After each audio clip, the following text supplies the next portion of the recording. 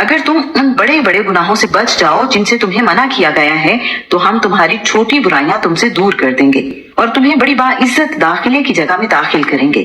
اور تم اس چیز کی تمنا نہ کرو جو اللہ تعالیٰ نے تم میں سے بعض کو بعض پر فضیلت دی ہے۔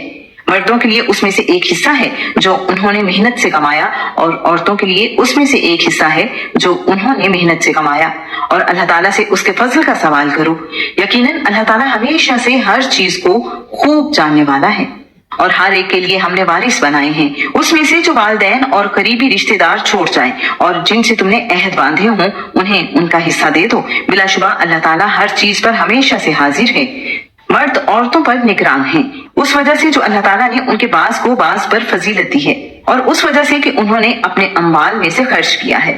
بس نیک عورتیں فرما بردار ہیں، وہ عدم موجودگی میں بھی حفاظت کرنے والی ہیں، اس وجہ سے کہ اللہ تعالیٰ نے انہیں محفوظ رکھا۔ اور وہ عورتیں جن کی سرکشی سے تم ڈرتے ہو تو تم ان کو سمجھاؤ اور ان کو بستروں میں چھوڑ دو اور ان کو مارو، چنانچہ اگر وہ تمہاری اطاعت کریں تو ان کو ستانے کی کوئی راہ تلاش نہ کرو۔ بلا شبہ اللہ تعالیٰ ہمیشہ سے ہی بے حد بلند بہت بڑا ہے۔ اور اگر تم ان دونوں کے درمیان مخالفت سے ڈرو تو ایک منصف شوہر کے رشتہ داروں میں سے اور ایک منصف بیوی کے رشتہ داروں میں سے مقرر کر دو۔ اگر دونوں اصلاح کا ارادہ رکھیں گے تو اللہ تعالیٰ ان کے درمیان موافقت پیدا کر دے گا۔ بلا شبہ اللہ تعالیٰ ہمیشہ سے ہی سب کچھ جاننے والا، ہر چیز کی خبر رکھنے والا ہے۔ اور اللہ تعالیٰ کی عبادت کرو اور اس کے ساتھ کسی چیز کو بھی شریک نہ بناؤ، اور والدین کے ساتھ احسان کرو، اور رشتہ داروں اور یتیموں اور مسکینوں اور رشتہ دار ہمسایوں اور اجنبی ہمسایوں اور بہنوں کے ساتھ ہی اور مسافر کے ساتھ اور ان کے ساتھ جن کے مالک تمہارے دائیں ہاتھ ہوئے ہیں۔ یقیناً اللہ تعالیٰ ایسے شخص سے محبت نہیں کرتا جو اکڑنے والا، فخر کرنے والا ہو۔